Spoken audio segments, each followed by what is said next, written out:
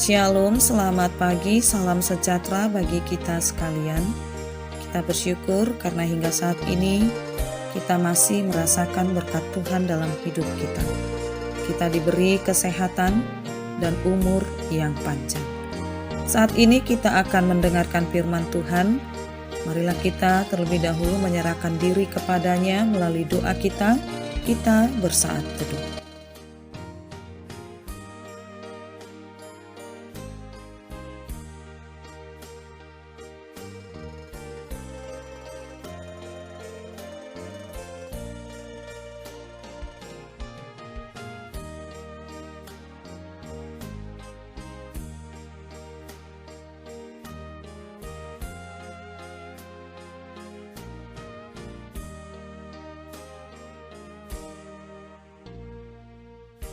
Amin.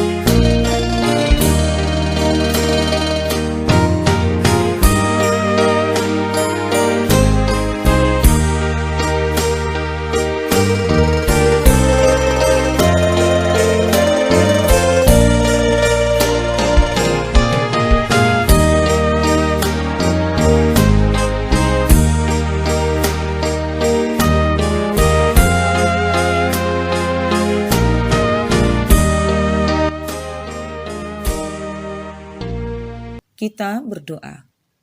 Terpujilah Engkau Tuhan atas segala berkat dan karunia yang masih kami rasakan hingga saat ini. Saat ini Tuhan, kami akan mendengarkan firman-Mu.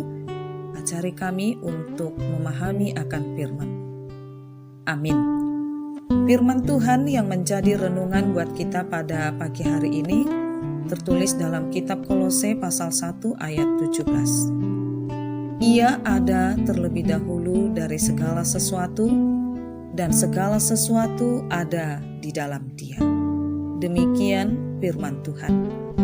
Bapak, Ibu, saudara-saudari yang terkasih, banyak orang yang jatuh karena 3 hal, yaitu harta, tahta, dan wanita pria. Daya pikat ketiganya sangatlah kuat, sehingga sering membuat orang-orang terpedaya. Ketiga hal itu bukanlah sesuatu yang salah, tetapi salah menempatkannya yang menjadi salah. Tahta, harta, dan wanita pria adalah anugerah Allah. Tetapi tanpa disadari, ketiganya bisa pula menjadi berhala. Ketiganya bisa membuat kita hidup memuliakan Allah, tetapi penempatan yang salah bisa membuat kita hidup dalam dosa. Oleh sebab itu, hendaklah kita selalu waspada. Rasul Paulus memiliki suatu rahasia yang menjadikannya hidupnya penuh dengan makna. Hal itu juga yang membuat dia kuat menghadapi segala tipu daya dunia. Keutamaan Kristus merupakan rahasianya. Tuhan Yesus Kristus yang terutama, bukan tahta, harta, wanita yang diutamakannya. Karena Paulus menempatkan Kristus menjadi yang terutama dalam hidupnya, maka ia dapat melayani dengan setia, menang atas segala cobaan, serta meraih kesuksesan di hadapan Allah dan manusia. Hendaklah kita tetap menempatkan Kristus di posisi yang terutama dalam hidup kita. Bukan uang, atasan, teman, atau siapa saja, melainkan Kristus. Dialah Sang Pencipta, Penebus, Pemelihara, Kepala Gereja, dan Tuhan kita. Dialah yang seharusnya menempati posisi yang terutama dalam hidup kita. Itulah yang berkenan di hadapannya. Menempatkan Kristus menjadi yang terutama akan membuat hidup kita berbahagia.